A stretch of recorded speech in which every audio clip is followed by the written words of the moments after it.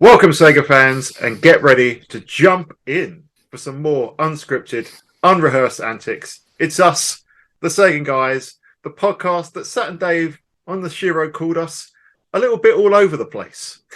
I'm Dan, the Mega Driver, and I'm joined as ever by the Daytona Europe Hornet to my Ferrari F50. It's James the Sega. How you doing, mate? Rolling Stars. I'm very good, mate. How's yourself? Yeah, I'm all right, mate. I'm glad to be behind the mic again. It's been a while. Work's been a bit crap.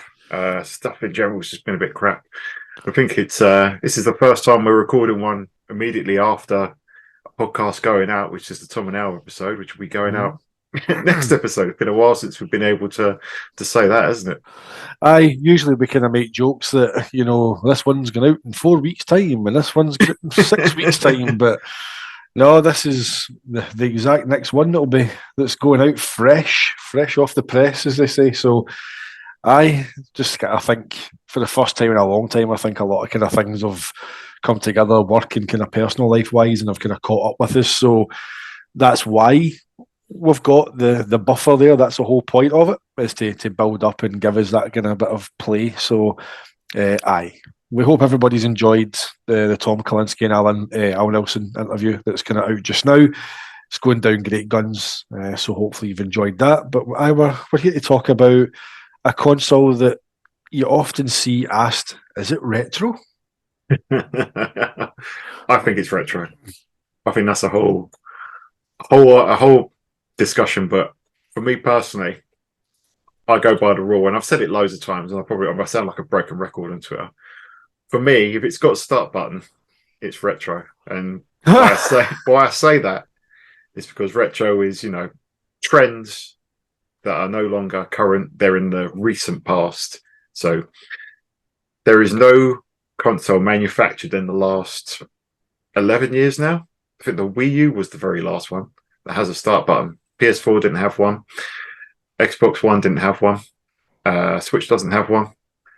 So anything without a start button, it's over 10 years old. When was the last time you played a game that said press the start button, press plus, press the three lines, or press the menu button? So I say it's retro by that estimation. That's depressing, actually. Whenever you say that. That's like a staple of growing up. Press start button, isn't it? I know, it's gone. It's gone. When's the last time that you played a new game that said that? It doesn't exist anymore. Quite sad. It is. It's gone the way that pixel 8-bit graphics went in 1999.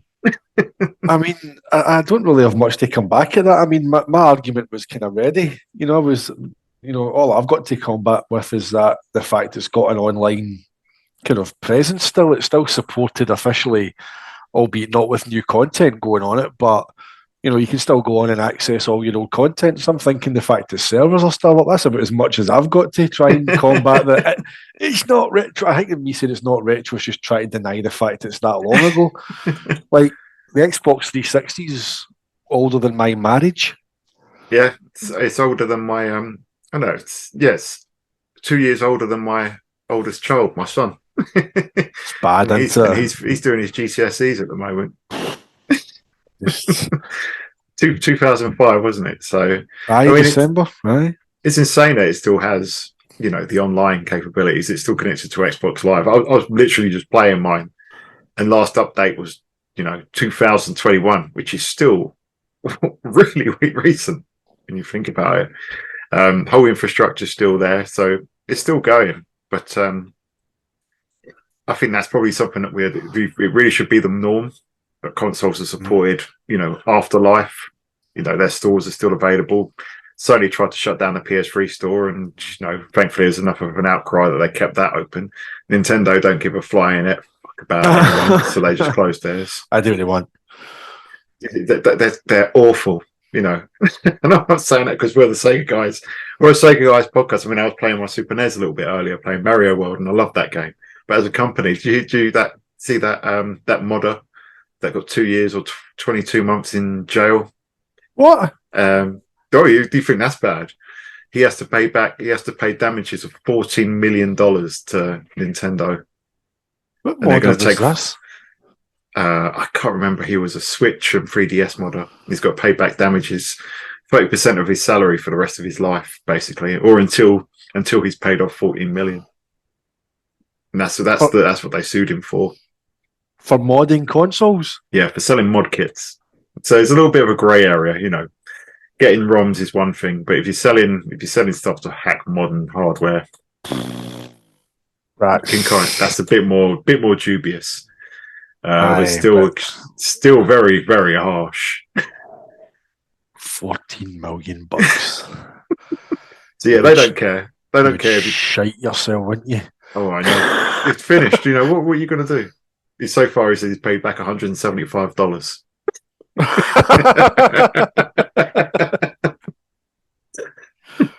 Bloody hell. Nintendo are ruthless. They always have been, though. I know. But you can't play half of their games these days without going through emulation. You know, it's ridiculous. I mean, my SNES has got an EverDrive cart in full of ROMs. But yeah, I've got a bunch of SNES carts, but unless you've got the original hardware, like the Wii U store closed, the Wii store's closed, the 3DS shop is gone. You can't download all this stuff again. It's absolute madness. See, just well, it's fresh in my mind though. Talking of Nintendo, right? I watched the Tetris movie. Oh yeah, right. And I went to a site because I just wanted to know how historically accurate it was, right? So there was a site I found that compared all the key scenes, right? And you'll get my point when I get to it. And it's going, did this bit happen? Yes, it did. Yes, it did. This is all true. And it got to the end, right? And it says, did the car chase through the streets, whatever, it might be Moscow, I don't know where it is that they went to in Russia, I can't remember, but, you know, did the car chase happen, and was there KGB agents trying to stop Henk and the Russian boy that I can't pronounce his name that made the game, right? Like chasing them and trying to stop them, and it went, no, this is all false. but the car scene, the car chase, right, where they're getting chased by these KGB, do you know who's in the back seat? A guy playing Howard Lincoln. Right? Now, given what we've been told by Tom and Al about the kind of stories, the coming together that they had at like game shows and E3s and stuff like that, it's like there's no way Howard Lincoln would be in the back of a car getting chased by KGB agents to get on a flight to get out of Russia with the signed contract to get the rights to publish Tetris.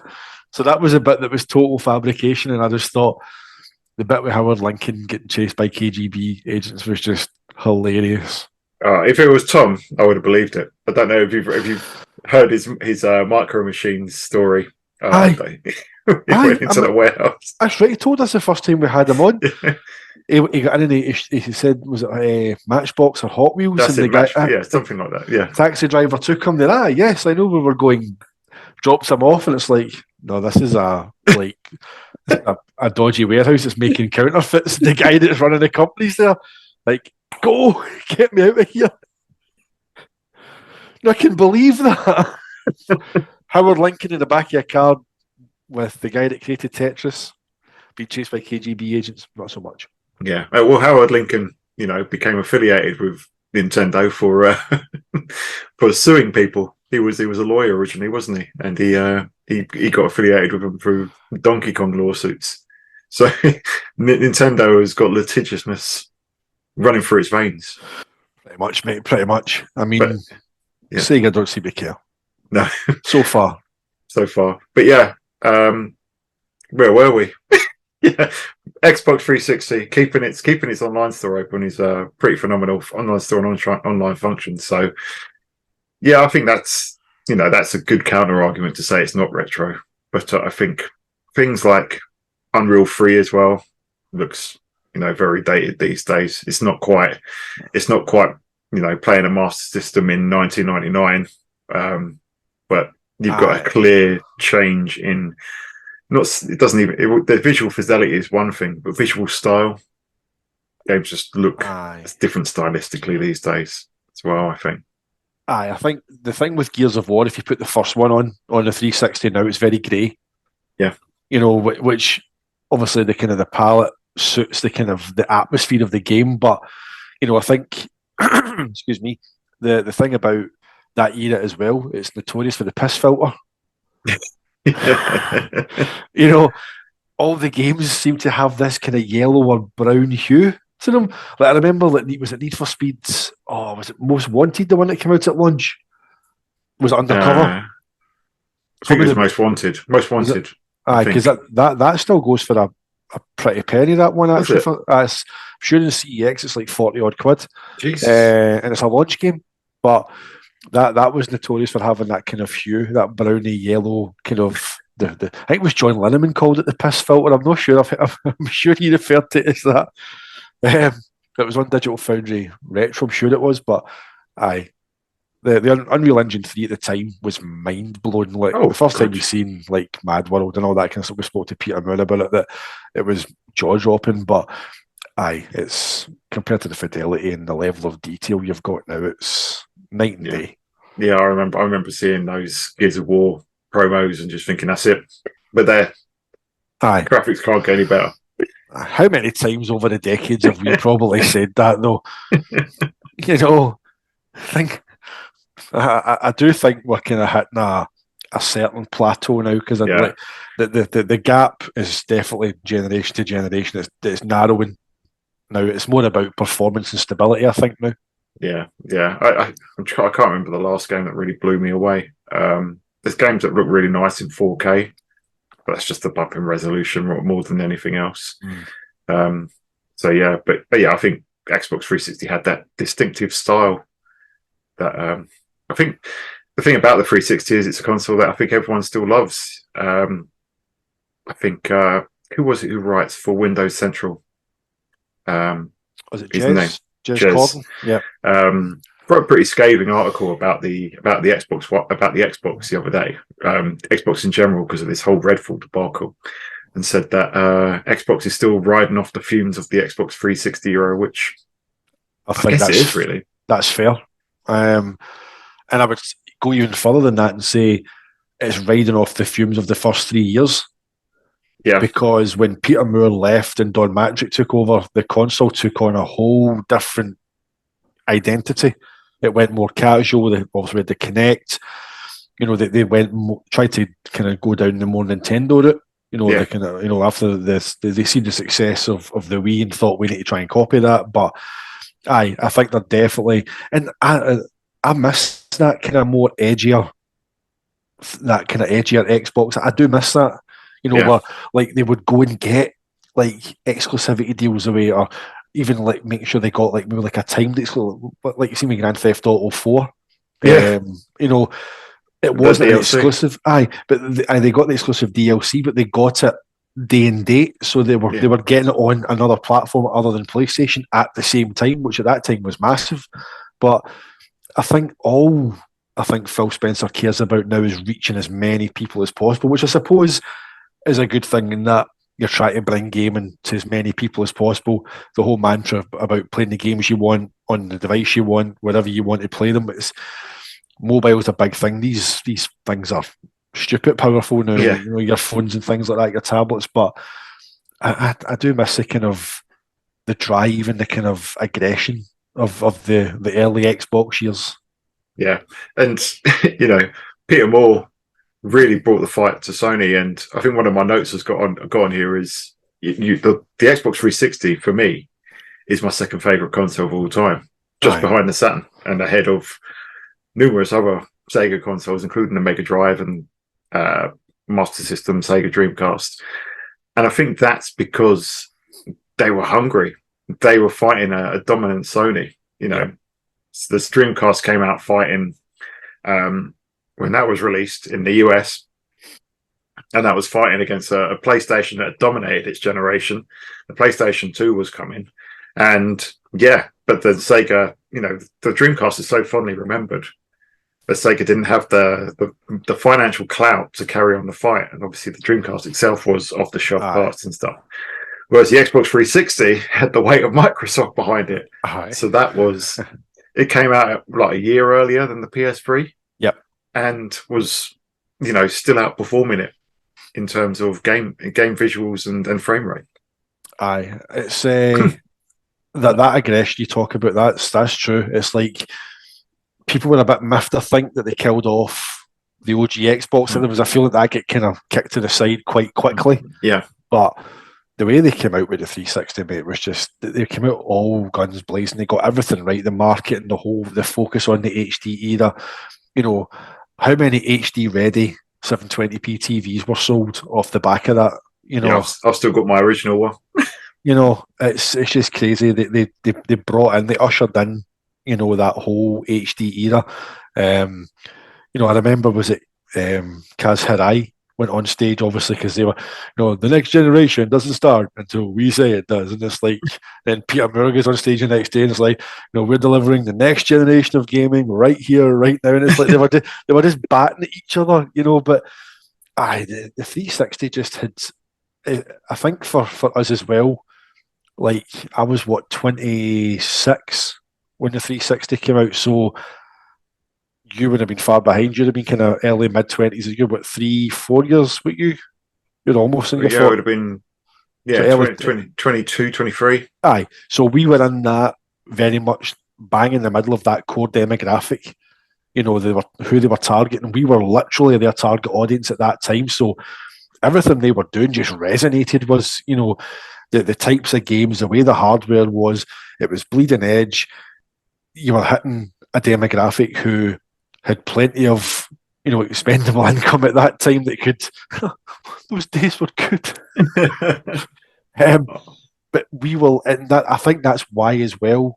It's like, you know, if like you grew up, like, obviously as a child on the Mega Drive, but I think the 360 is very much the Mega Drive over 20s kind of thing, if that makes sense. It's just everything about it just seemed to be targeted, laser focused at us at that time. And it's in my top three. I just had so many. Like, I just remember the Monday Night Club as well. Like, if Mike Bingo, I still know like 2 or 3 people from that Monday Night Club that I still speak to, like on Messenger, like regularly from way back then. Whenever I got my 360, I joined the official Xbox Magazine UK forums, and there was a thread for like meeting people and exchanging gamer tags, and there was 8 of us, and we agreed every Monday at 8 o'clock, and we'd play from 8 p.m. to 1 o'clock in the morning, and it was primarily, it was like, you know, at the start PGR3, moved on to Gears, like Canals. We used to, that was just, I loved that. It's that stage. It was a race to the bridge to get that sniper rifle, see whoever got that dominated. But it was just like Mike Bingo, Paulinho T, Rob289, Trail Monster, Robosaurus, Gareth, obviously myself, and if I mentioned Mike Bingo at the start, but I still talk to Mike like most days. Kind of good friends I've made through that I still talk to. And mad tangent, right? I've told this story before. Like our PGR3 races were always kind of like just mad, right? It was like we're always banging into each other, and usual kind of online. But we had one race, and I can't remember what track it was. I think it was it the Vegas track?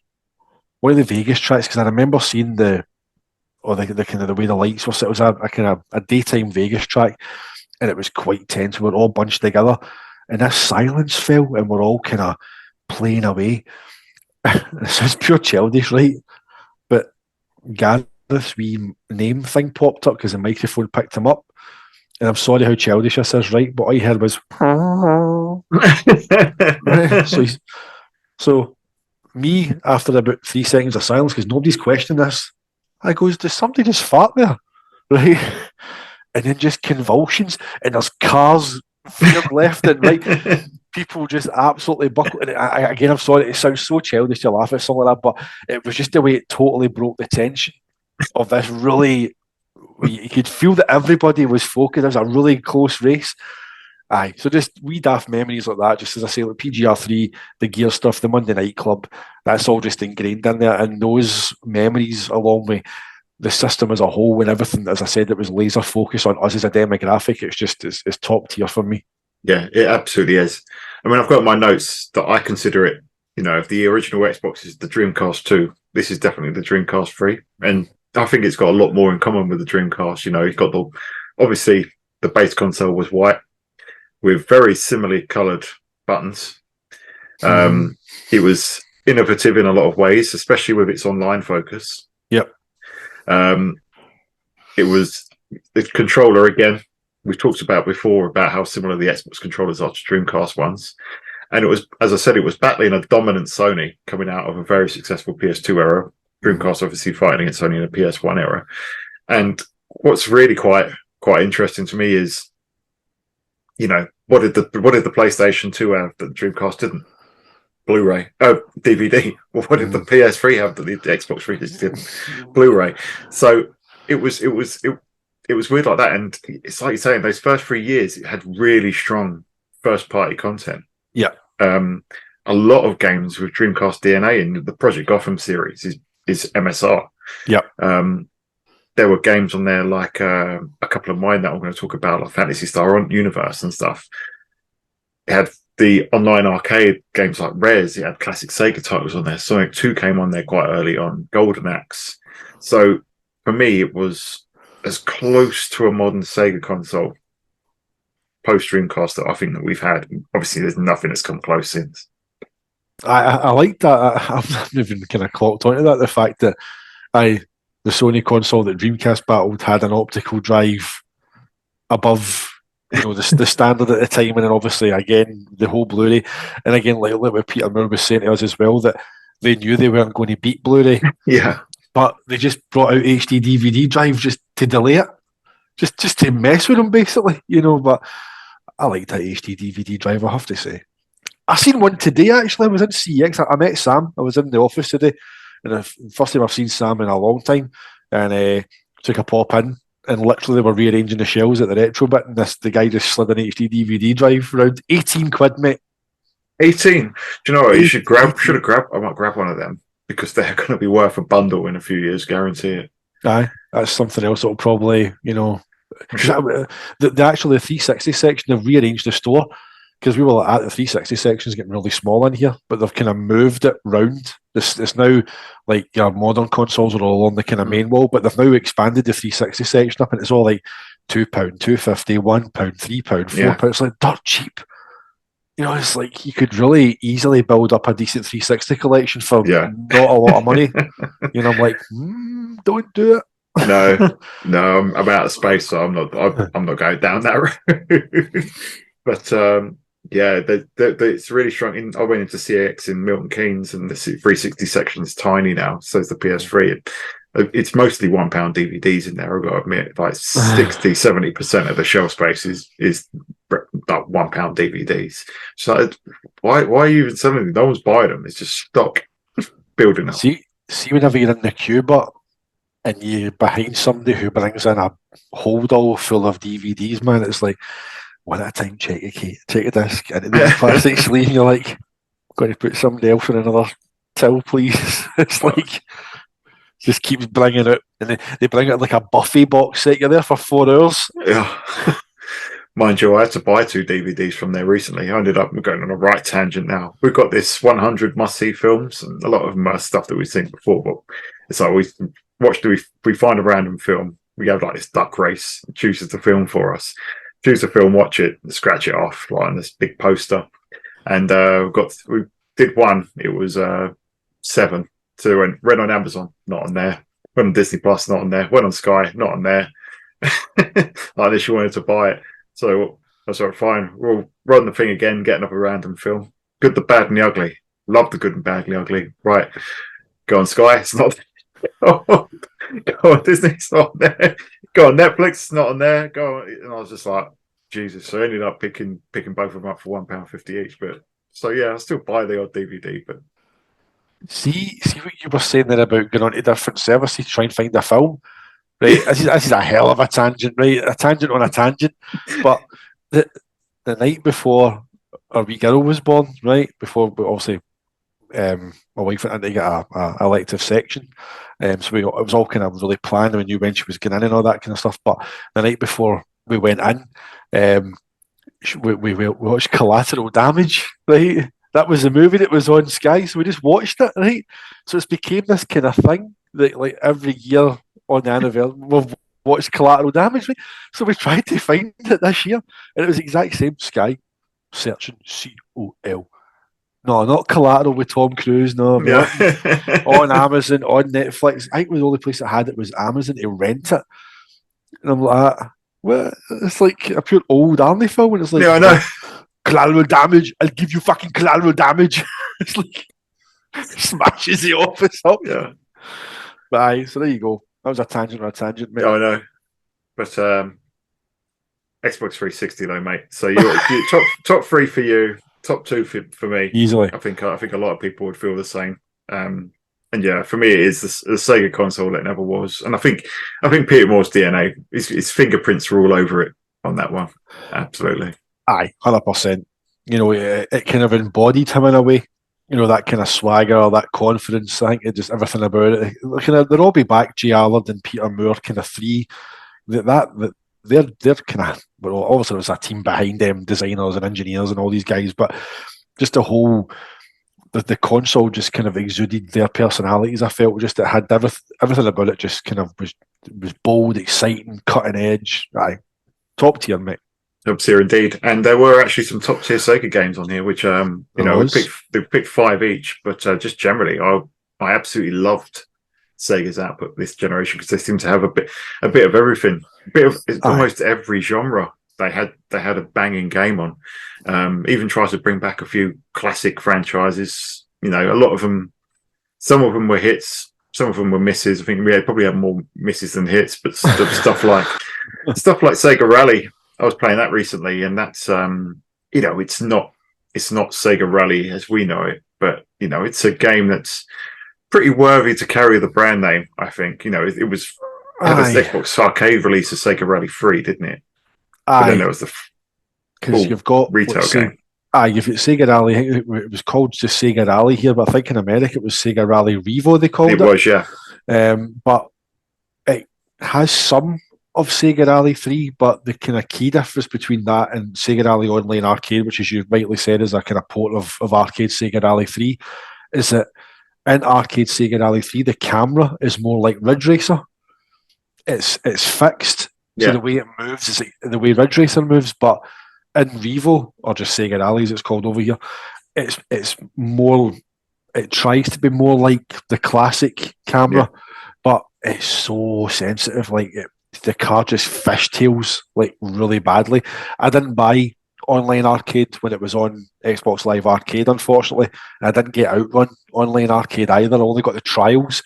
So whenever I got my 360 back online, the trials were still in my download history. So I could still give them a wee shot, but I was sitting going, why did I not buy these? I know. There's a couple of games that I've picked up for XBLA that are still on there that are brilliant. I've got like Fighting Vipers is on there. That's obviously carried over. VF2. What else did I get? Not Sega related. I'm not sure if you can still get it, but was it the Turtles arcade game as well? Yeah. That was one I got. Mortal Kombat collection, the Combat collection as well. I haven't got that. I'm not sure if that's still available for sale, but that's great. Load it up in it's got the cabinet. You pick your game. Yeah, the cabinets. You can actually spin the cabinet around and all. That's brilliant. So there's some classics on there. XBLA was brilliant, and it's a shame that we've never had anything. I know we've got a lot of indie games that come over now, but it would be nice. That whole XBLA was great because every game had a trial. Yeah. You know what I mean? So you could always try it, and you picked it up. It was only a few quid for a game. They were never expensive. What was the other one? Street Fighter 2. Was it a Hyper Edition? But it was the redrawn one. Aye, but I think a version of that came out in the Switch. Yeah, they're separate games. So there was HD Remix. That's it. HD Remix, and that's, to me, it feels off. I think it was Digital Eclipse who did it, and the gameplay felt off to me.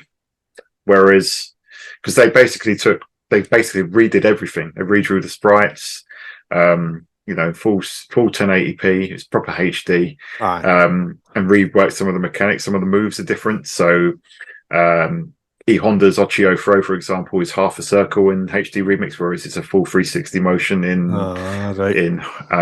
Super Street Fighter 2 Turbo. But then Ultra Street Fighter 2, the final challenges on the Switch, is basically just Super Street Fighter 2 Turbo, but with the HD Remix assets plastered over the top of it. Right. So it plays exactly the same as Street Fighter 2 did back in the day. So it's kind of the best of both worlds. Right. It's a great version. It's not ideal on a Switch controller. Yeah. Well, Yeah, I had that. I had the Street Fighter 2 Hyper Fighting release when that came out. That was Capcom testing the waters for Street Fighter 4. mhm. I bought that straight. I bought that re-release straight away. Got creamed online, but of course, when Street Fighter 4 came out, that was my jam. I played about 3,000 matches in that over the course of a year or so. What the hell? Yeah, the one of my days, one of my favorite games of all time. I think it's the best fighting game ever made. But like you were saying, mate, the games that I regret not getting after Burner Climax burns the most. Oh man, I can't believe I missed that one. I think I just met my my now wife at the time, so the Xbox was getting a bit of a backseat. I think I wasn't playing it as much, and I kind of missed it. And by the time I went to buy it, they'd already delisted it. well, I'm still convinced that my wife, when she was my then not long girlfriend, is responsible for my first RROD. Oh, really? I'm convinced it, mate. Oh, here's another tangent. Or follow them the day they were back behind the mic. So, in my room, and I say to my mum, basically, in my corner, like I had my telly in the corner, and I had two big black shelving units that came out, so it was like an entertainment centre. Yeah. And I had the 360. I loved it standing up, right? So I had it standing up, and we basically, I think we had a sofa bed. We never put the sofa bed down. We just kind of set up a kind of like wee bed in the floor kind of thing, watching a film and stuff. She's got up and knocked the shelf, and the 360 went went down with an almighty scud. But at that point, I was playing Burnout Revenge religiously. Like, this was never off. Like, I just had like junky XLs today. For every track that I race, I'm just sitting playing that non-stop, and I think not long after turning it off and then it falling over, I think I'll obviously maybe some warm solder joins or something, or some wee points in that processor that they spoke about in the documentary, and I think something just crunched because not even 2 days later, the first RROD. So there you go, mate. See, that's another thing that I actually had. Xbox 360 is the Dreamcast 3. We had white console, coloured buttons, online focus, similar controller, optical drive, competition with Sony, and it's janky as fuck. Yes, aye. I mean, there's no. The thing is, and it's testament to how. I'm trying not to kind of sugarcoat it, but it's testament to how good the 360 is, or was, whatever you want to talk, however you want to put it, that despite the RROD, it's still so fondly remembered. Yeah.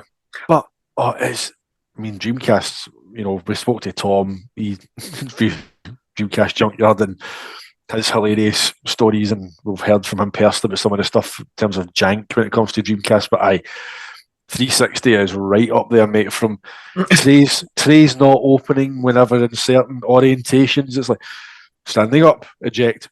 No happening. Oh, just lie it down. Out it comes. You're like, doesn't it scratch discs? There was something about scratching discs when it's upright as well.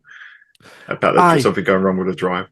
See, I even still today look at the 360 running discs standing up and wonder how the hell it does it, because there's nothing, like, obviously whenever it goes in, the spindle gets captured by the kind of the drive head, and then but all you're doing is sitting a disc in a wee lip inside a drive.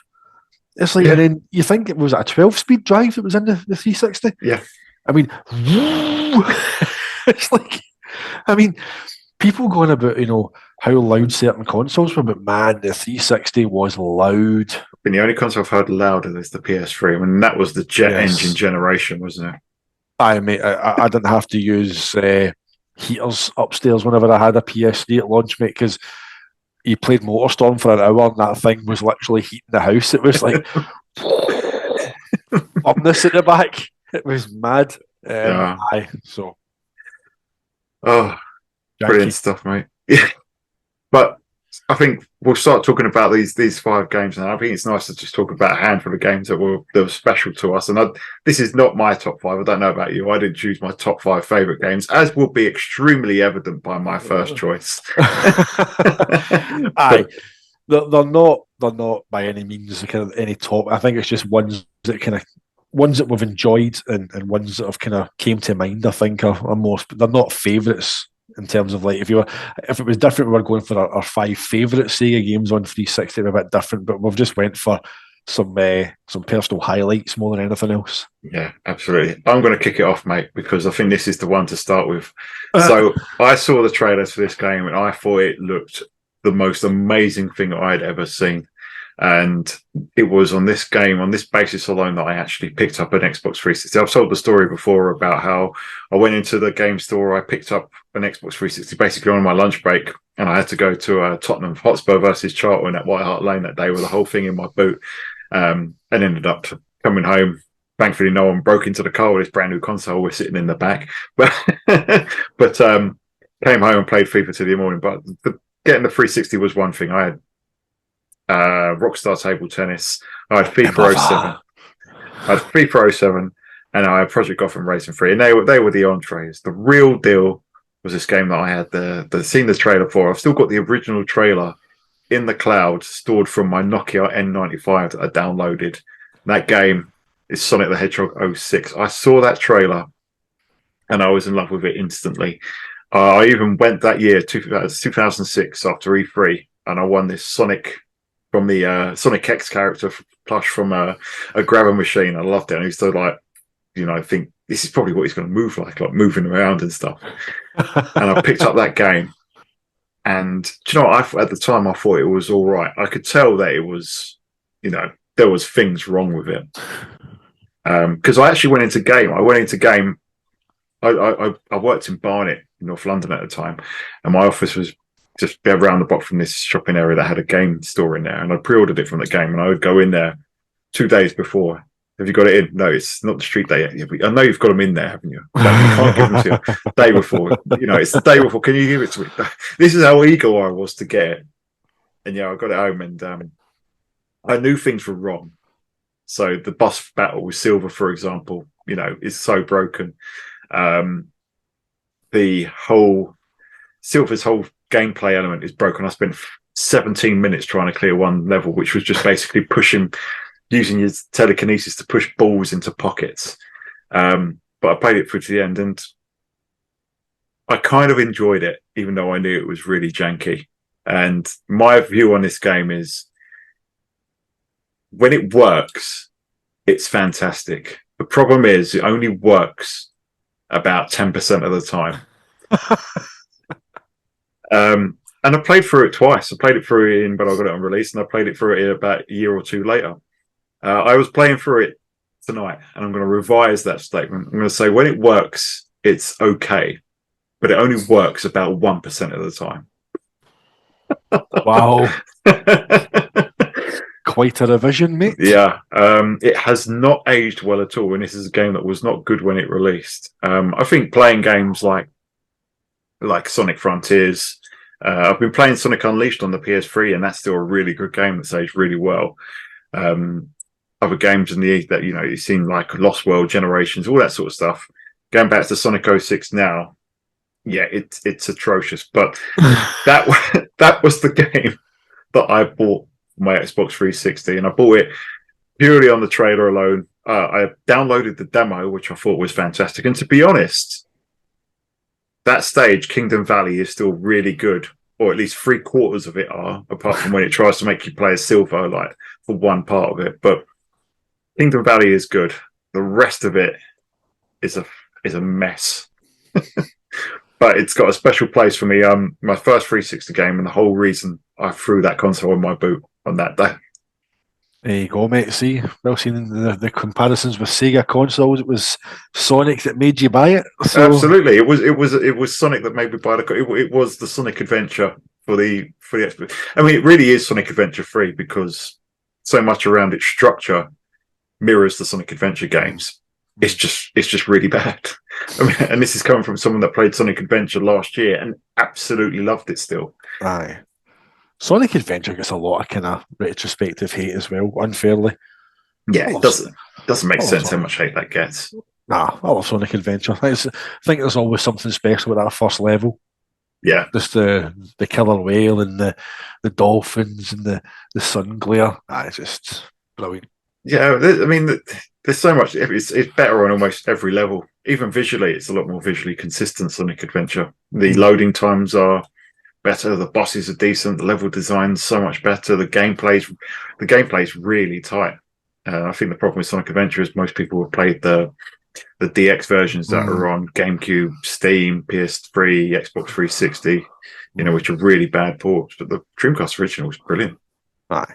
I've actually started a fresh save of it. I'm just dipping in, like kind of now and then, just going through it at my leisure. Yeah, I have to play it on Japanese though, because that's how I got it back in the day. I know. I was the same as well, because I'm like, I never realised that the PAL version, you could actually, I think it might be Sonic Adventure, was it Sonic Adventure International they called it or something like that, but you can actually go in and change the language. I'm not sure if you could change it to English in the Japanese version. I don't think you could, because No, you couldn't. They wouldn't have been able to do the dubbing at that time. So I also remember whenever Tails crashes and see Sonic going, Shogunai wa. Yeah, it's like when I watched him standing on top of the buildings going, "Oh yeah, this is happening." It's iconic for so many people, but for me, it's great. Hotekane. That's right.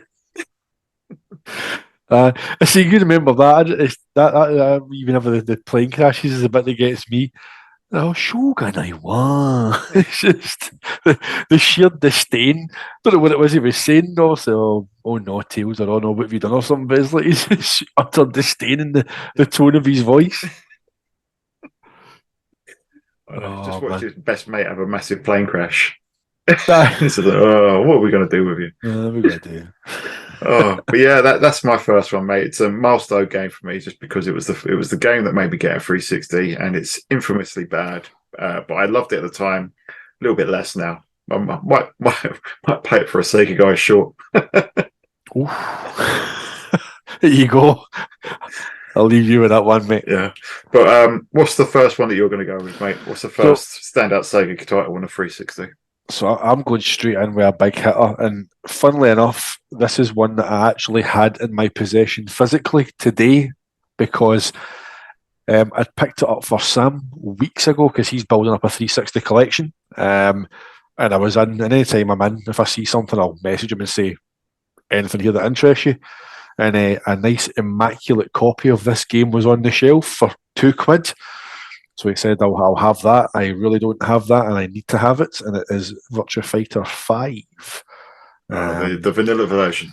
So that was the vanilla version that I picked up. Obviously, what we're talking about is either VF5 or the brilliant Final Showdown, which I've still got on my Xbox account just now, and I can download it wherever. Obviously, it's backwards compatible, so you can play it on your Series S, your Series X, your 1S, 1X, whatever. Still a really bloody good looking game. Like even allowing for like Ultimate Showdown, where they've kind of revamped it, but here we go. I prefer how Final Showdown looks.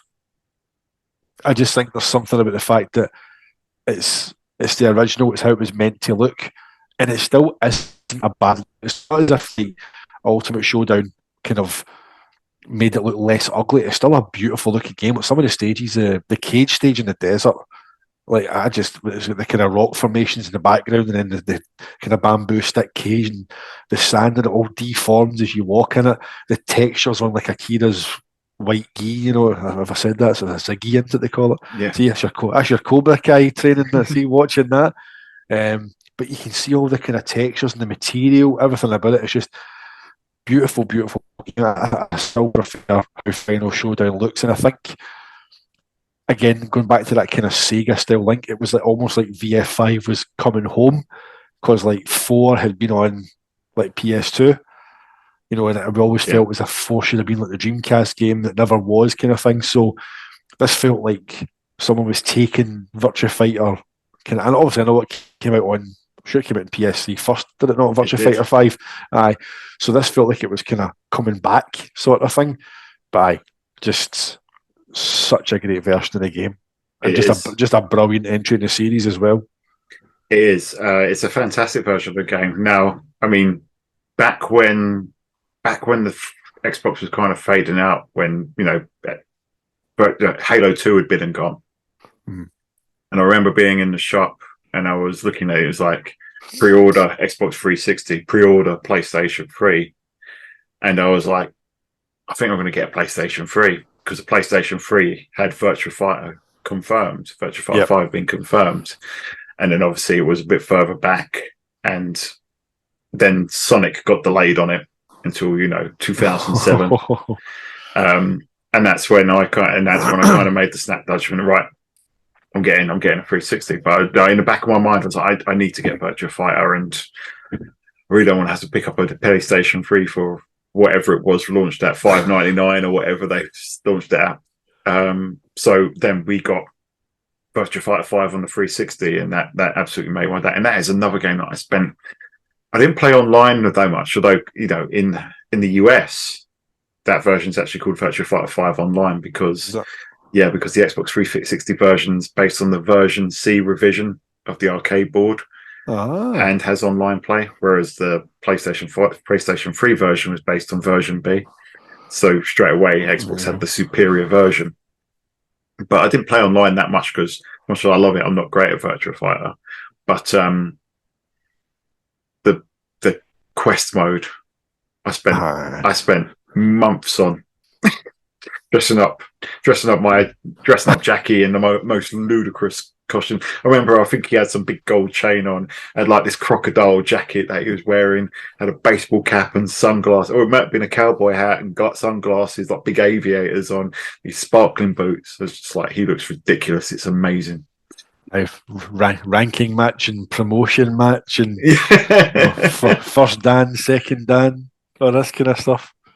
Yeah, that's it. And it wasn't like it's a question. It wasn't like you were an actual doing a story mode or anything like that. You were taking your character through arcades, which was really cool. You're going around playing people at arcade games. It wasn't saying this is a real tournament. This is just basically you going around a virtual arcade beating people, which I thought was really nice, and something that Tekken 5 or Tekken 6 copied straight after.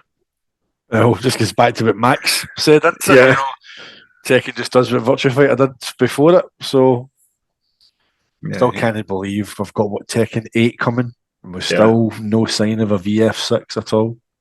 It's got to be. Ultimate Showdown's been a cracking success. They've got to have the impetus on them now to give us a Virtua Fighter 6, I think. I hope so. Just spent 700 million in Rovio, you know what I mean? It's like, I've seen people saying they should have spent that money on a new console, and it's like, well, did you see how much money Rovio made last year? So they don't get a new console, but since they own them, then the profits of them might come into Sega Sammy, so we might see some other stuff, hopefully. But VF6, mate, whatever system that comes to, it would probably come to everything the way things are with third parties now. But oh man, I don't have a modern console, but if VF6 came out, mate, I'd be right back in there for that. I'm hoping that the big ones are this year, aren't they? Street Fighter is in 2 months' time. Tekken 8 is end of this year, I think. Mm-hmm. Let them do their thing, and then once the big boys have gone down, because they are, regardless of what you and I think about Tekken, they are the two biggest fighting franchises out there right now.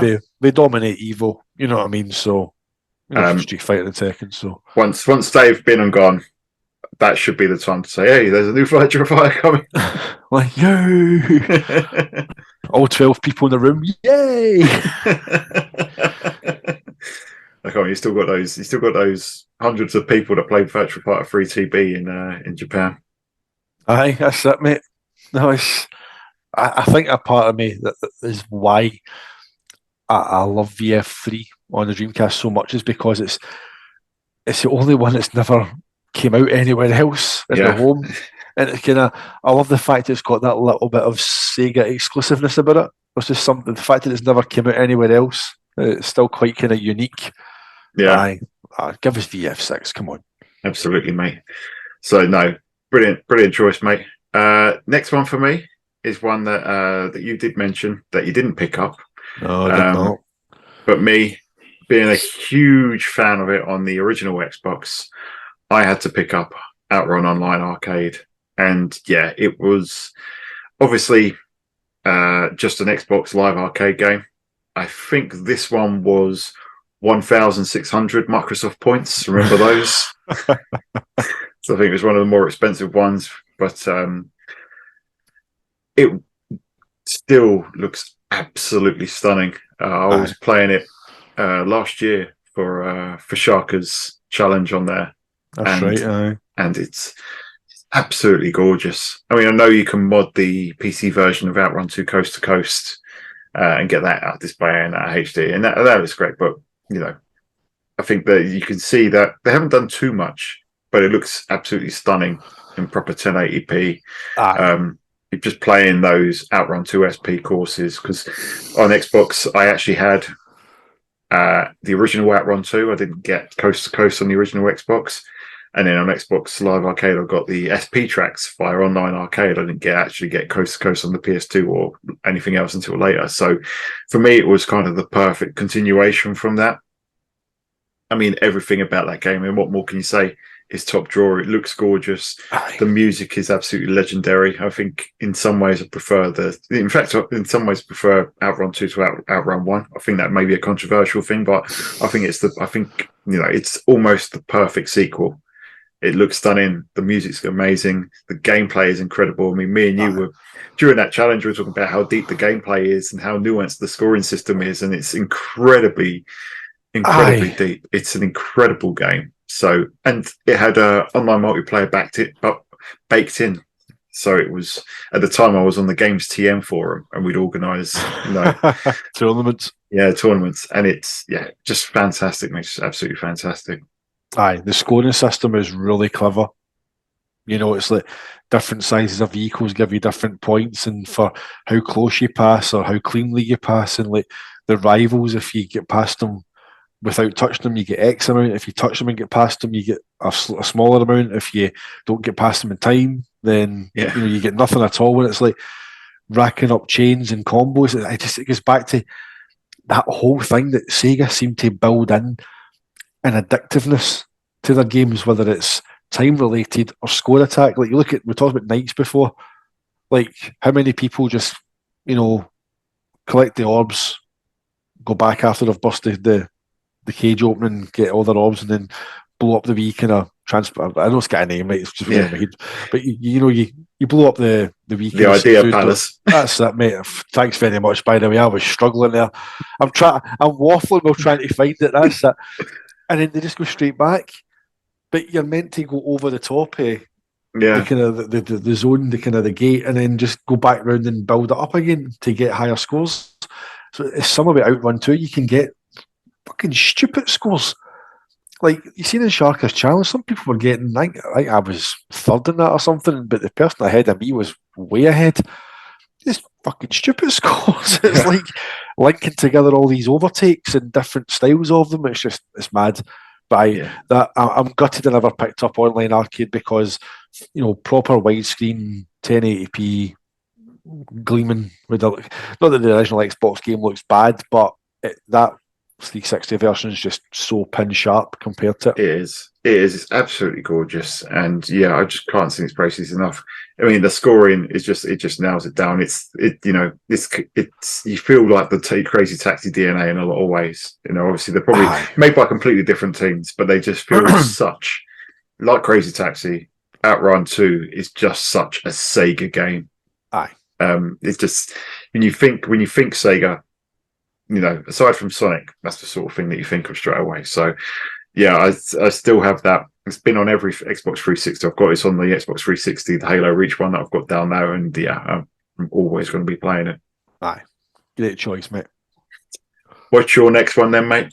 My next one is harking back to your intro. The only home version of Daytona that finally surpassed the Saturn original in terms of gameplay, and I will die on that fucking hill. I don't care. It's not controversial, mate. Daytona USA. Again, very similar to what you were saying about Outrun Online Arcade. The thing that strikes you most about Daytona on the 360, even more so you play it on later consoles, but even on the 360, it's just how bloody sharp it is. it just cuts your eyeballs. It's just, again, if you play the Saturn version, and we'll love that version on here. You and I are big advocates for it. It captures the arcade handling spot on. But the 360 version is just, it's widescreen, 1080p, looks absolutely glorious. Just everything you could want from it. The ultimate arcade perfect version of it. The handling on it is a lot lighter. It's a lot. Again, I compare the handling of Daytona on 360 to Sega Rally 2 on Dreamcast. It's like they've just lifted the handling and dropped it in, but they haven't added any weight to it. So it feels a lot lighter under the thumb, whereas the Saturn version, I felt as if they put a heaviness into it that didn't drag it down, but it made you feel the kind of the hunk of the arcade machine was there.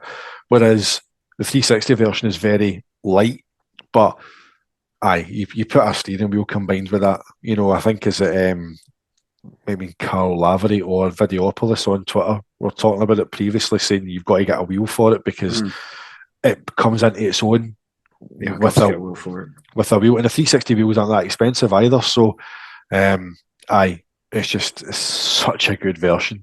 It's just, if you want the ultimate Daytona in the house, and I think you can't buy it through the Series S and Series X anymore on the console, but I think you can still kind of back end it onto your Xbox account by going on the 360 web store. In some respect. Did it? Because the last time I spoke to someone a while ago, they said that you could still back end it. You couldn't get it on the console, but you could somehow still get it on the web store and kind of add it on that way. But I don't know if it has. I know there was talk of it being delisted, but I don't know if it actually officially went through. Let's have a look. Oh, well, I've clicked the link and it's just taken me to the Xbox homepage. Let's have a look. Sega of Classics. Come on, it's loading. Because I've got it as well and I absolutely love it. I think it's another one that I bought. It just says install because obviously I own it already. It's one that I bought as soon as it got announced. It was like, okay, perfect Daytona. At this stage, I played the Saturn version, and that was still the best version to my main. Played CCE, not good enough. Played the 2001 edition, not good enough. Got this, and that was, you can't fault it really. It's an incredible port. It's so good. I mean, I can't remember why it was, but I came home one day and my oldest son, was just sitting in the living room going, I was like, "Are you playing Daytona?" He's like, "Yeah, it's brilliant." I was like, I didn't even never mentioned this game before. That's how good it is. So it's just transcending generations and just how fantastic it is. And we've mentioned John Lennon already, and we know that he is a huge advocate for Daytona in general, and specifically that port, and rightly so. It's an incredible game. That's absolutely brilliant. And again, hopefully, if it hasn't been delisted, you should definitely pick it up. If it has, then you're in the same boat as I was when it came to Outrun Online Arcade. You're humped, sadly. But it'd be nice to get a physical version of that, wouldn't it? Just imagine a nice wee 360 case with the Daytona art on it. It'd be nice. But, so, I don't understand why it'd be delisted. I suppose maybe the Daytona licensing, the Daytona track. But that would be all it is. But shame. Yeah, shame indeed. So the next one on my list that I want to talk about is, again, I mentioned this a little bit earlier, but Phantasy Star Universe. Huge fan of Phantasy Star Online on the Dreamcast. Spent a lot of time on that. Spent even more time when it came to the Xbox. Got my Xbox Live Gold and my £6.99 a month Hunter's Pass. I was looking for something recently, and it showed the Hunter's Pass up in my emails when I was playing it back in the day. I think Phantasy Star Universe came out in 2007, and I stopped paying for it in 2011. And I was playing it pretty regularly. I remember looking at my game time and I'm going in there. I was like, if I really spent over 1,000 hours playing this,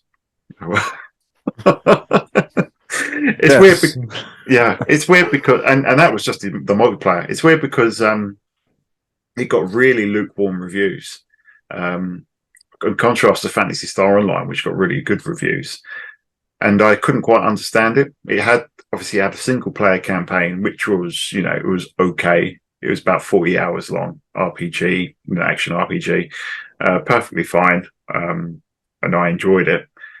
But the online multiplayer I thought was fantastic. Felt the natural evolution of Fantasy Star Online. Things felt a lot more fluid. Everything looked like a little bit more logical, a little bit more complex in parts. I remember I was playing regularly with a couple. So it was a guy. They're both American, and I didn't know his name. I just knew his gamer tag, which is completely escapes me. I couldn't tell you what it is, but I'd always be on. He'd always message me, and he'd be playing. And I think he was in one room, and his wife was in another room playing a 360. And I think his wife was called Mavis or Avis or something. He'd be like, Avis, I'm just going to school real quick. Do you need anything? Because buddy, I'll be right back. And he'd go out, and he'd come back, and he'd go up to his wife and give her whatever he got from the store and come back down. And then we carry on playing. It was. I spent absolutely ages playing with him, and it was, it's weird. You build up these little friendships that you have online out of nowhere, and then just one day, I think it was more that I've met my now wife, and I was and I didn't have the Xbox 360 as much when I was sitting around hers, and then I cancelled the Hunter's license, and that was the end of my Fantasy Star Online universe journey until. Yeah, when the Xbox One got announced, it was like, what backwards compatible game do you want? I was like, SEGA Fantasy Star Universe, bring back Fantasy Star Universe. It's never going to happen. Oh man, yeah, that poor couple were searching for you for weeks, probably, mate. Avis, where's Swooper gone? I need Swooper back. Where's he went? Yeah. I wasn't even that high level in the end. I mean, I bought all the expansions for it and everything. I think there was only one major expansion for it, but I bought loads of stuff on it. I spent loads of money on that game, and then I can't even play it online now, which is just frustrating. Mate, everybody who followed that teamed up with them, they just paled in comparison. That was you're not as good as Swooper. I wasn't great. I just enjoy being on it. It's just that and Fantasy Star Online. That's the thing. I've got PSO2 on the Xbox One, and I keep neglecting it. But it's just one of those ones that I just I don't have the time for these days. It's just MMOs are a massive, massive commitment. I mean, you're talking about obviously like Xbox. I've got like Starfield coming out, and it's like I'm not even going to attempt to go near that game because it's like your Skyrims and stuff like that. I just don't have the hours to sink into that anymore. Yeah. It's just like games like that just consume you. See if you've got the time to throw into it, they're amazing. But it was like a bit like kind of like Division 2, again, tangent here, but like, I played Division all the way from beta through. I got the season pass, so I had like obviously the underground DLC, then was it the Last Stand, and what was the other one? Oh, what was his name? One that was set in like a kind of like a snowy, it was like a kind of blizzard kind of area. Like everything was just like really. It was like there was like hunters that they wore like kind of trinkets that they'd collected from dead Division agents and stuff. It was really. But I played the three DLCs. It was always on with the same bunch of guys. Again, a couple of guys for down south. Boy Rob, again, guy Rob for Wales. He was like brilliant, man. He used to bring back different bits of kit, and he would like share them with people. And like someone dropped a teal because like a teal light gun up was like a gear set item. It was like you'd have like a striker's knee pads, but they wanted like a Predator's mark holster, so you could like trade items and stuff. It was brilliant. But when Division 2 came out, obviously at that point, with not long, I think was it trying to think. It was Madison whenever I picked up Division 2, but I kind of fell away from it. And like I found when I tried to go back, because I wasn't always going on and seeing what was new and like kind of being in that kind of group and people dropping bits and bobs, that if you were away for even a couple of days, you would come back and feel quite kind of lost, like you'd missed out. People were streaking ahead of you, getting better gear, better equipment. So these kind of games, I think that you can't step away from them. They're such a commitment, because Yeah, they're a community in themselves. So, they are. aye, it was just a kind of slight comparison there that I just No, but it's true. don't have the time at all to. They're amazing games, but I unfortunately no longer can do it. No. I mean, I used to love World of Warcraft before Fantasy Star Online, and yeah, just don't have the time. I was playing Final Fantasy 14 online with my best mate Charlie, and yeah, we had to stop that in the end because that requires £10 a month. And I was like, look, I'm paying it £10 a month, and most months I'm not even getting to play it. So Aye, exactly. You know what I mean? yeah, so that's kind of the way the fantasy universe went. It, but I'd love to get back into it, but it's just the time. I mean, I started playing Grandia at the moment. That's taken me forever to get through. I booted up Persona 5. Obviously, that's a Sega game. Atlas. Booted up on the PC. I thought I'll play this off and on, while doing other stuff. Looked at how long to beat. 100 hours to beat the main campaign. I was like, right, I'll uninstall that because I'm not going to go. That's not going to happen, is it? No, but there we go. Right, mate. What's your next one? My next one, this is a cheat, and I think if I bring this one up, it might allow you to kind of just segue into it because it's a Sega published game, but Platinum Games made it, and it is the tech soldier skidding on his ass on a tea tray into battle, guns blazing. It's Vanquish. What a game. Tom of Team Dreamcast Junkyard, his favourite non-Sega, well, post-Dreamcast Sega game, wasn't it? Yep. It counts, mate. It counts. We'll take it. It feels very Sega, in terms of just, again, that kind of big, bold visual style. But, it's just, again, it's one of these kind of games that the story's great, kind of the kind of gun mechanics. I love the fact that, much like Gears of War, like whenever you were firing these things, it felt meaty. Yeah, there was weight to the weapons, but again, just the visual style, the fact that you had this where you could almost turn into, obviously, no skating your arse in a tea tray, but kind of the kind of bio suit, the mech suit that your character wore, that you could essentially become like a miniaturized one-man rocket ship and just fly around levels and traverse up terrain and stairs and ramps and stuff. And it had cover mechanics. Again, every game seemed to be kind of doing cover mechanics at that point. It was a kind of the big thing after Gears of War was, well, let's put cover in there and you can peek around and all that kind of stuff. But it's great fun. And again, backwards compatible, but has also since been remastered. So you can play it even better than ever. And if you haven't, picked it up, you need to do it. It's great. Absolutely brilliant. I had a ton of fun with Vanquish.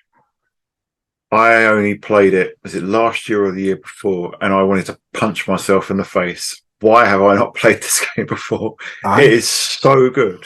If people are a fan of third-person action games, Gears of War, Uncharted, it's just like that on steroids, merged with Metal Gear Solid. The visual style is very much like a mix of Metal Gear Solid 4. There's a wee bit of what was the one that had Raiden in it? It's Metal Gear Solid 2 and 4. So 4 is when he's completely, it's the PS3 one with Raiden when he's like completely cyborg. Then that's what I thought it looked like. You got the walking tanks with the weird legs. Yes, kind of miniature Metal Gears into that are walking about.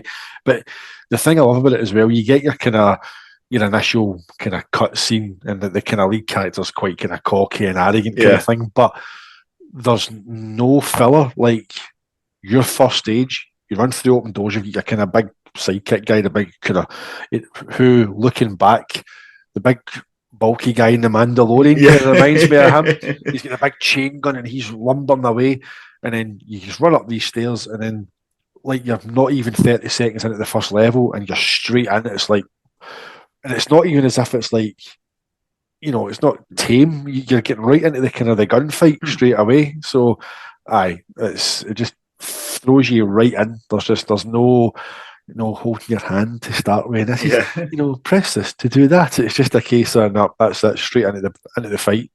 Yeah, And yeah, the story is absolutely bonkers. That's why I said Metal Gear as well, because the story is absolutely balmy, especially when it gets to the end and it's all double crosses and triple crosses and big global government conspiracy and betrayals and everything. You just need a codec screen with a general talking gibberish. That's what it's missing. But yeah, fantastic choice, mate. And yeah, seg straight into another choice of mine, which in the same HD remaster collection, also made by Platinum Games and published by Sega, is Bayonetta. Definitely one of my favorite games that generation, and just criminal that it didn't do as well. More so than Vanquish, I think this feels more like a Sega game, just because of the little touches in there. I don't know how much Sega were involved in it, or whether it was what's his name? He's a bit of an arse on Twitter. The producer, isn't it? Is it Hideki Kamiya? I don't speak English to me, you maggots. I will block you. That guy. Yeah, he's crazy, but makes some brilliant games. Job. Yeah, it makes a great game, but he's. Yeah, because didn't going back to Vanquish, wasn't that Shinji Mikami? Might well have been. I can't remember off the top of my head. I think it might have been, pre-Tango Gameworks. But yeah, Bayonetta is fantastic, and yeah, it's things like the little touches, like the you've got when you fight enemies, they drop halos which look like Sonic's rings. When you do some of the stages, like you've got kind of an afterburner stage that has the afterburner music playing. You've got a Space Harrier stage where she's going wrong, and it really is just Space Harrier with Bayonetta on the front. It's got the music and everything. And even when you're fighting the other witch towards the end of the game, they're fighting each other, and she keeps using these moves going, disappear. And they're all just lines that they're shouting at each other, which are straight out of the Sonic and Silver fight in Sonic Adventure 2. And it's all these tiny little Easter eggs which make it really Sega. And it is just a full-on Sega game. And yeah, the gameplay is fantastic, full 60 frames per second, so responsive, like a rarity for that generation. It plays like an absolute dream. It's got everything: challenge, exploration. The story is hard to follow, a bit throwaway. It's a bit mad. I think it tries to be a little bit irreverent, like Vanquish, but doesn't quite pull it off. It just comes off as a bit goofy and a bit throwaway, but it's still just loads of fun. Love the caricatures, like the Joe Pesci gangster style character it's in there. But yeah, absolutely outstanding game, mate. One of my favorite games of that entire generation. Just absolutely love its bits. Bought the second one, haven't bought the third one yet because I've heard mixed things, but neither of them are Sega games, even though Sega's name sticks on the box because they actually own the IP. Well, I'm going to say something blasphemous here. I have never played Bayonetta, but I've just checked on, look, where's it? CX, and the shop in the city centre has 2, so it's £4. So £4. I think I owe it, mate, to go and pick up a copy for £4. It's fantastic. It's so goofy and so silly. She's a great character as well. It's the way that she's just such a badass, fighting angels and devils at the same time. And she goes to hell to get her guns, and you've got this great big bald guy who goes, "Don't miss these up this time." And so you got the little gangster with the fedora and the glasses going, "Forget about it." The Joe Pesci it's outstanding, mate. So yeah, definitely grab a copy of it. It's absolutely superb. Aye, as I say, £4, mate. £4. It has to be done. I'll forgo my Tesco meal deal in the office tomorrow to pay for Bayonetta. I'll tell the missus I spent the £4 on my lunch. I'll just go hungry and buy. I'm hungry for Bayonetta. What's your for lunch today? Bayonetta. Yeah. Sounds like Bayonetta, doesn't it? Aye, it's like a sandwich shop, isn't it? Lovely baguettes in there. Now, my wife, it's quite funny. When I first met my wife, I was playing this, and I was posting bits on of it on Facebook, and she's like, "I think you're obsessed with this Bayonetta woman more than me." And there we go. There we go. She still mentions it now. Like if I'm playing Bayonetta, she goes, "This is the one, is it, that you were talking about more than me on Facebook when we first got together?" Oh, no way, man. Oh, Oh brilliant. dear. Oh, what's next for you, mate? Next on my list is another Dreamcast follow up, keeping in kind of line with that whole thing about being the next kind of Sega style console. It's a Virtua Tennis 3. Yes, fantastic entry to the series. Aye. I've actually got that upstairs on disc. It's one of the very rare physical games that I've got. But I just, again, taking everything about the first two games, building on them, and obviously, just again, your full widescreen, pin sharp graphics, just notching up that kind of realism a wee bit as well. But I just, not much else to really say. It's a tennis game. And we all know, we all know how good Virtua Tennis 1 and 2 were, but 3 doesn't really get spoken about. It's kind of almost forgotten. And then I know there's been ones that have came since that have kind of like faded into obscurity, but I think it's more than worthy of a mention. It's a brilliant entry in the series. Yeah, I agree. It's actually my second favorite behind the original Virtual Tennis. Aye. It looks fantastic. I think it plays as well as the first game, maybe even a little bit better. I wasn't a fan of in the second game when they changed the lob to a kind of a lob / slice button. That's right. Aye. And a lot of people said that made it better, and I didn't gel. I must have played the original so much that when I got to that, and I was like, no, too different, not for me. And I think. Do you know what I hated about Virtua Tennis 2? You go. Pat Rafter and these fucking aces. Big Australian bam pop, man. He just had a giant bit of yellow t-shirts. Good.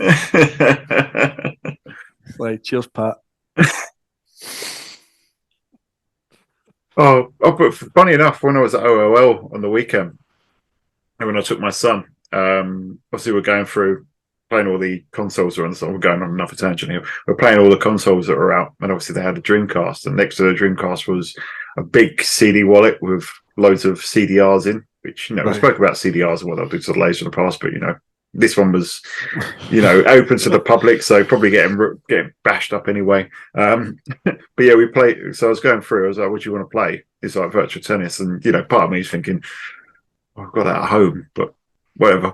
And it's enough one that he was like, I was teaching him how to play it, and I don't let him win. So I bashed him in the first game, and I was like, "Should we play something else?" He's like, "No, I'm gonna keep playing this." So we played about 4 or 5 games of Virtual Tennis. Just another example of a game that holds up.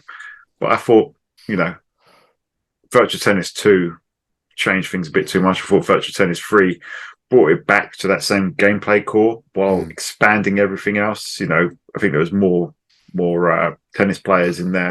The roster was a lot bigger. Yeah, and then the World Tour mode was bigger than both the games. It was fantastic World Tour mode. The mini games in it were absolutely brilliant. And yeah, it's just another quintessential Sega game. With everything in there, this fun, arcade game. It's simple to get into. Just still the 2 buttons, and goofy. I used to play it a lot. Used to play it a lot with my ex. And used to do doubles and get up to. What was it? Was it King and Queen that you play at the end? That's right, aye.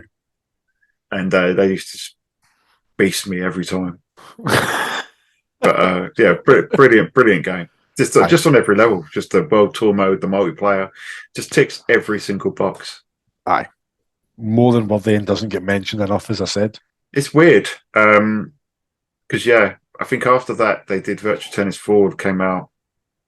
It wasn't straight after. Because Virtua Tennis 4 came out, and that had support through the Wii remote because it came out on the Wii, and it had support for the Move on the PS3. Fuck, I remember that. God.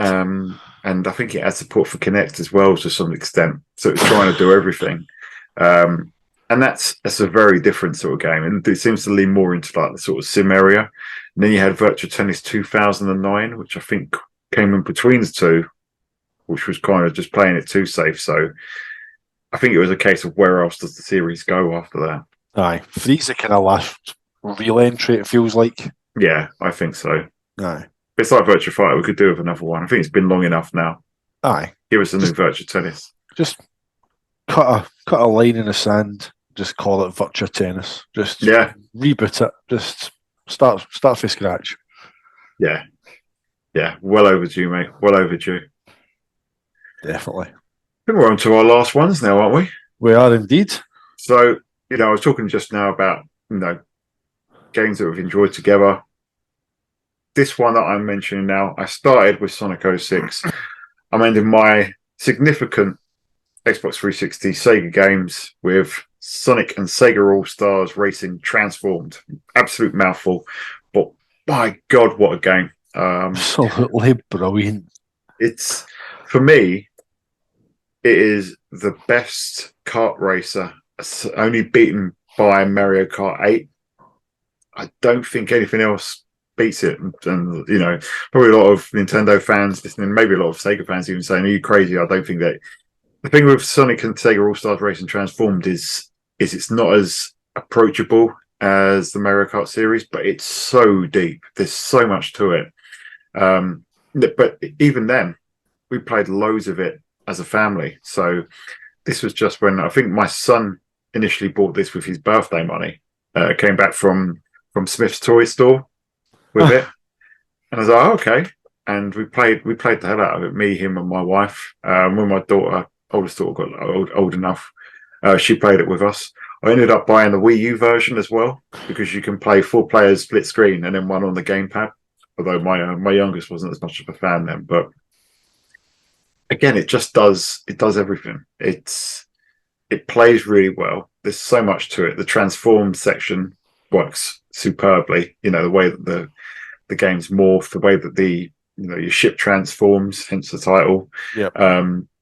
Just works really well. And the way that the stages work. I remember playing the Panzer Dragoon stage and just being absolutely blown away. First of all, you start and it's like do do do do do do do when the tracks go, and I'm just like, oh my God, it's the Panzer Dragoon thing. And then the whole, it's the remix. Like Richard Jacques does the music for it, doesn't he? Which is all remixes of classic songs, and he does a superb remix of Flight for the first track, where obviously it's been jazzed up to make it go for racing camp, but it still has the same motifs, and it's and going through, and then as you go through that last lap, and then the whole track breaks away, and then you turn into the dragon flies overhead, and I was just thinking, this is incredible, but it's just the first track. It's all the wee Easter eggs like that, though. Like the fact that Ristar's on he's the flag man sitting up there counting in and all that, his checker flag and stuff. And what there was, I remember when I played it, and Ralph from Wreck-It Ralph's one of I remember when I was playing that and I clocked him, I actually remember catching myself going, "Oh, that's Ralph!" It was like, you're like a pure big kid. It's like, just obviously the fact that Sonic had been in the Wreck-It Ralph movies as a kind of a character in the kind of the main foyer where all they kind of doors for they go to their respective games. So to bring him into the Sega games as well was absolutely brilliant. I just the level design, the sound, the kind of wee Easter eggs, everything is it's absolutely brilliant. I've still got it installed in my 360 upstairs. Yeah, it's phenomenal. The characters, I mean, it really makes you work to unlock all the characters. I've never done it because it's a tough game. It's not like Mario Kart. I can beat on 150cc fairly easy, but this, you really need to get. There's so much skill required. The way that the various, and it's kind of like, again, I'm talking about Crazy Taxi again, but the way that you have to string the actual moves together. You have to time your stunts to get that boost. It's all about building up that boost. And again, and I'm not bashing Mario Kart. The reason why it's so successful is because it gets the basics so right. It's so approachable. People can just pick it up and play it. Whereas Sonic Transforms, if it's got one flaw, it loses that. But to me, that's what makes it so special and important, is the fact that yes, you've got Mario Kart, which is king with the casual audience. People can just pick up and play it. But then on the other side, you've got this kart racer from Sonic, where the amount of depth and skill required is massive, and you can still get people to pick it up and play it at a level. But when you get to, you've got the 3 stars, you've got easy, normal, and hard, and you do it on easy, and you can get to the end. And then you start doing it on 2 stars, it gets so much more difficult. And that's when I think you need 2 or 3 stars to get like Gilius Thunderhead, who's one of the last characters, and it's just so tough. But yeah, just thinking in my head, like, the Jet Set Radio track when you're going around and trying to go through that. I think it's like I think in the campaign, it's kind of, you have to go through like the tape, like the going between the 2 barriers or whatever. It's just brilliant game. Just works on every single level. So much eye candy in it as well. Runs beautifully. Yeah.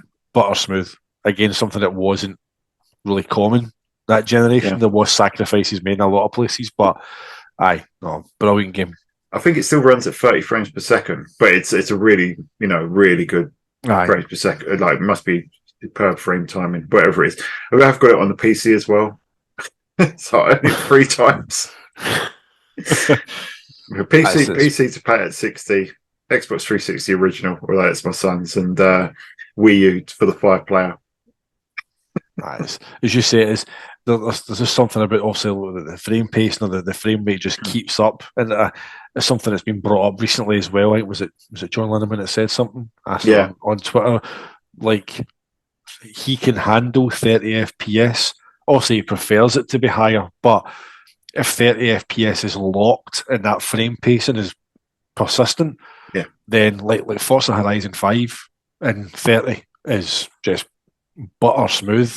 Yeah. Obviously, 60 is lovely, but that 30 option is still very nice. If that's what you're if that's your ceiling, it still runs great. So, it's really, really good performance on Transformed Racing.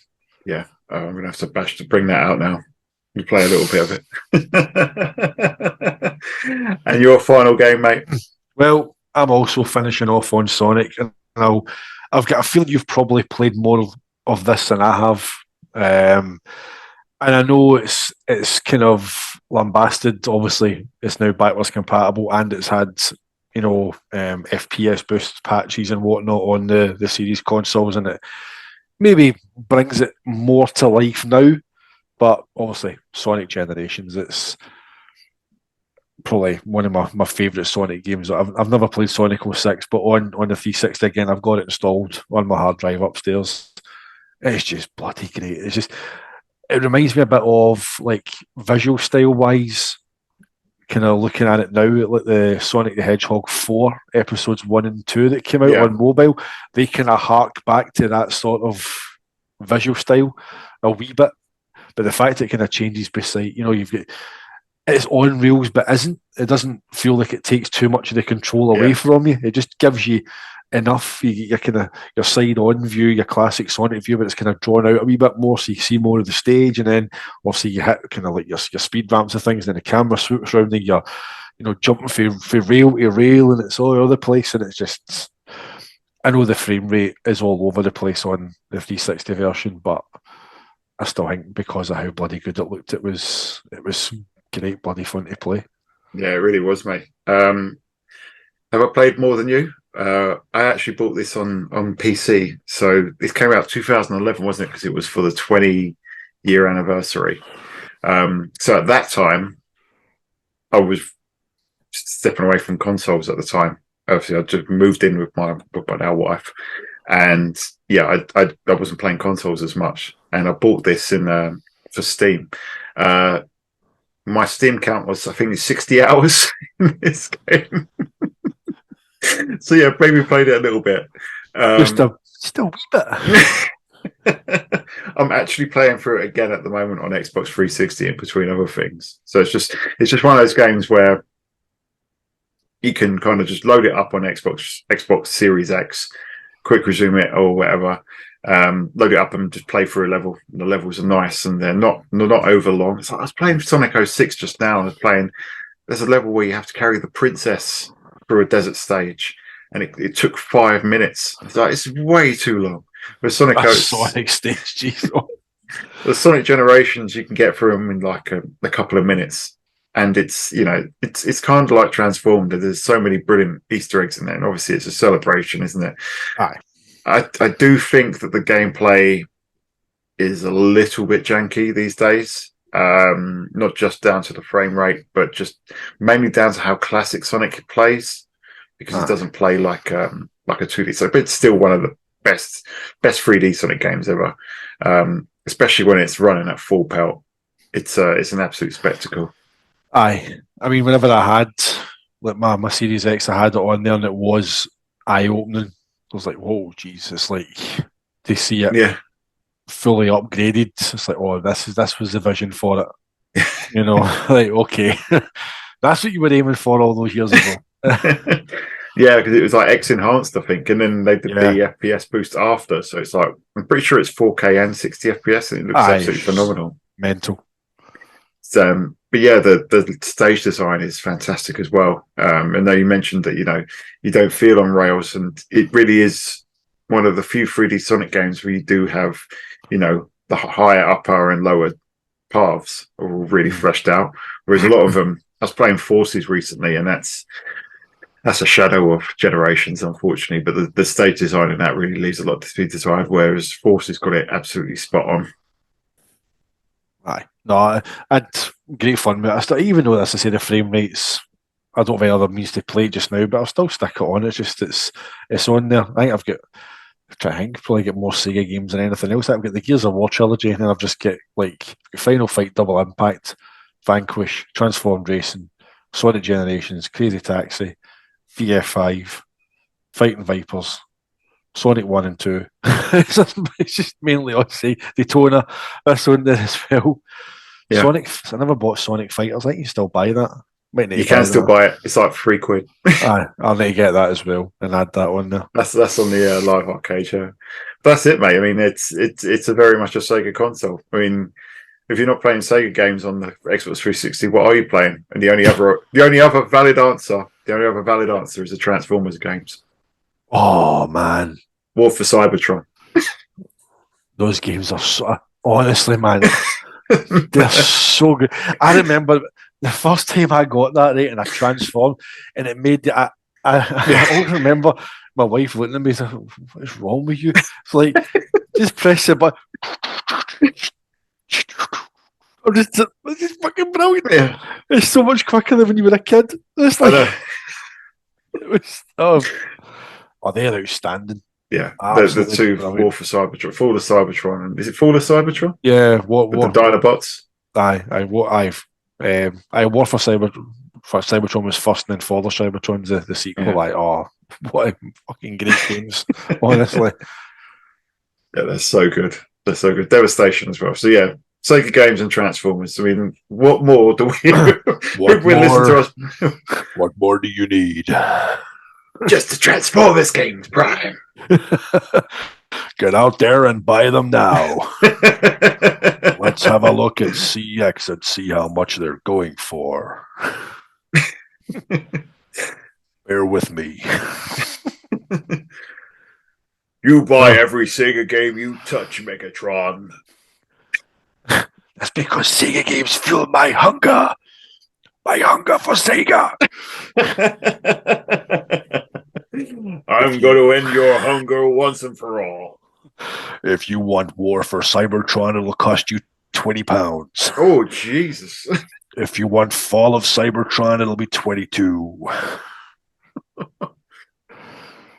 Oh, that's frustrating because you can't buy them online anymore.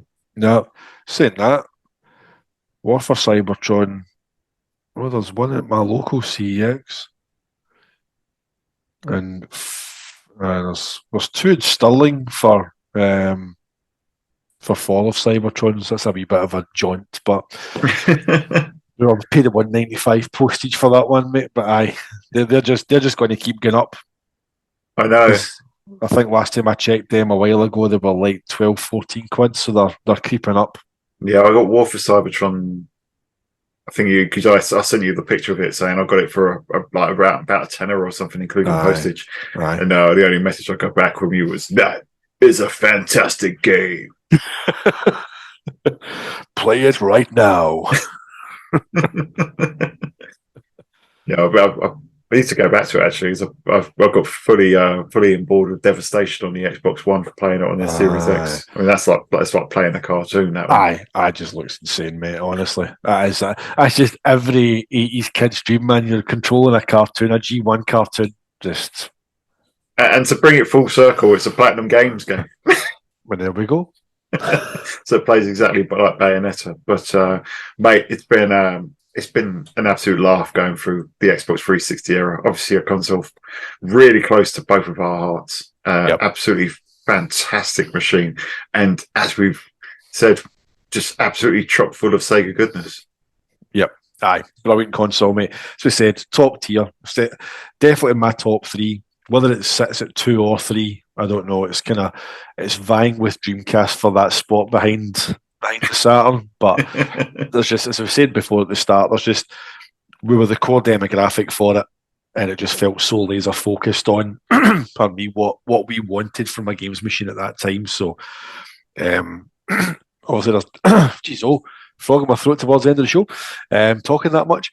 But I know there's different kind of revisions of the hardware now. You can get the 360 Slim and the 360E, which is obviously kind of the ultra reliable version of the console. But I've still got the Elite that I inherited from whenever we bought this house. I've told the story before. The guy had a man cave at the back, and he said whatever was in there you can keep. And one of the units was a 360 Elite.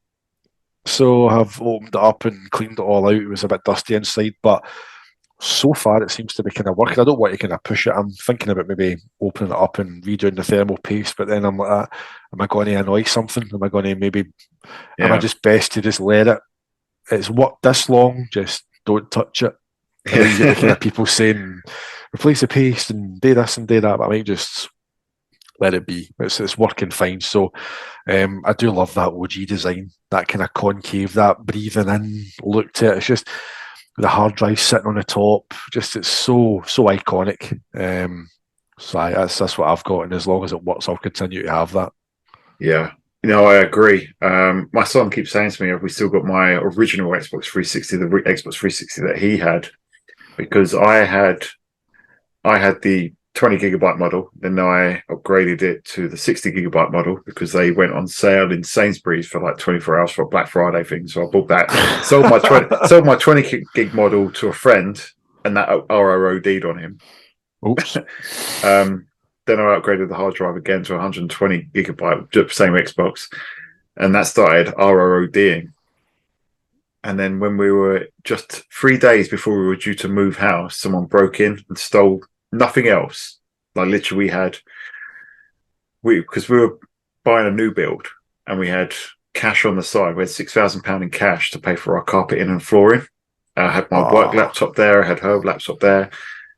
They took nothing but this Xbox 360, 60 gigabyte, which had a 120 gigabyte hard drive. Nothing else. So we were lucky in a way. So then I replaced that with an S, a black S. Which I've still got in the living room, actually. I was talking about the DVDs earlier. I'm going right off piece here. So anyway, we wanted to watch Seven, as I already said. When we put the DVD in the Series X, because it's a DVD, the Series X like crops it. Well, it doesn't crop it, but it puts in this really small window because it only displays at a native resolution. So it's like a tiny little. So it's like, well, what are we going to do? We haven't got another DVD player. Like, yes, we have. Under the unit is the Xbox 360 that came on, and that started playing. I've got two hooked up. I've got the one in the living room that's got the Connect in, and then I've got my pride and joy, which is my Halo Reach edition down here, which it's me trying to fudge too many consoles into the room, but it's right next to my knee. And sometimes I'll be on a Zoom call talking about work, and then my knee will. It's like one of these. It's like the touch. Touch button. So I knee down, and the knee will touch and go, and it's Halo sound. So it's like, ooh. like that, they've sealed recharge. And then it comes out the speakers behind the TV. So like I'm trying to talk to someone on a Zoom meeting, and all of a sudden my knee will touch it and it'll go, and then there's me trying to turn it off while the speakers go, See, that's the thing with these special edition consoles, right? Excuse me. I had the Gears 5, like Xbox One X, right? Yeah. And gorgeous machine, right, with the cracked ice effect and all that. But somebody on Twitter ruined it for me whenever they obviously you turn it on and it does all the kind of Gears of War sound effects, but when you turn it off, it made like a crashing, like a sound of like ice kind of breaking thing. And somebody said it sounds like you're flushing a toilet. And it fucked it for me. It just literally ruined it. Every time I turned it off, I said, Domestos, please. It's like, oh, it's like no, I was saying about my daughter. She's got no room in her bedroom at the moment, so I had to get a great big chunky Xbox One VCR and sell that. And I bought another Xbox One S, and I had to return that because it was a mess. But someone was selling them locally the Minecraft edition for £60, and that's a lovely little machine. You press that and then it gets all the Minecraft sounds. Yeah, it's half the price of what they sell it for in fact less than half the price. So I had a bit of a result of it in the end. But yeah, these special edition consoles. Brilliant. Yeah, but I think that brings us to the end, mate. But yeah, it's been a riot talking about the Xbox 360. Could maybe do another 10, another. I mean, Sega's output on the 360 was so high. I could do a few more of these. So, listeners, viewers, if you enjoyed listening to us talk about Xbox 360 days, our favorite 360 games, let us know. Give us a shout on Twitter. Speak to us in the comments below. What were your favorite 360 games that came from Sega? Would you like to see more Sega guys, Sega Xbox 360 content? Please let us know. You can catch me at swoop_D. You can catch James at the Segaholic. You can catch the account at Sega Guys. Until next time, we will see you on the Sega side. Sega.